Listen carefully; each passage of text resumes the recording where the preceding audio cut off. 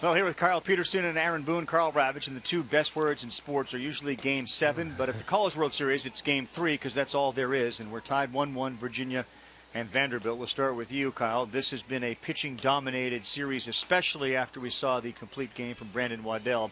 What do you expect from a Game 3? Well, let's assume that we see Josh Sborz for Virginia, we see Carson Fulmer for Vanderbilt. You're going to see power arms on both sides. Sborz can get it up 95, 96. Fulmer can 95, 96 as well. I think one thing to watch with Fulmer is he's a max effort guy. Yep. And the last 3 times out, he hasn't made it past the 6th inning. And I think that max effort's catching up a little bit at this point. For Sborz, he's thrown some really big games for Virginia down the stretch. It's a great – sometimes you get to Game 3 and you don't really know exactly what you're going to get. We got 2 power arms that would match up. And if it ends up Artie Lewicki, there's a 3rd power arm that we could see for Virginia. Right. It's the 2 best teams, I don't think there's any question about it, playing tomorrow.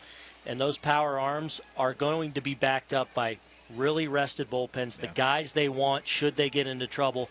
Right now, I'd say you give the edge to Virginia just based on what we've seen from them up and down the lineup as far as the quality of their bats the last 2 games. But it's going to be a great game between 2 great teams. Yeah, 15 runs, almost 30 hits the last 2 games, and perhaps a little intensity given the late-game collision between Mike Pappy and Tyler Campbell at third base. Not that this series needs any more intensity, but perhaps ratchet it up a little bit. Look forward to seeing you. Our coverage starts at 8 Eastern. Join us on SportsCenter as well as we look forward to that. With Kyle Peterson and Aaron Boone, I'm Karl Ravech.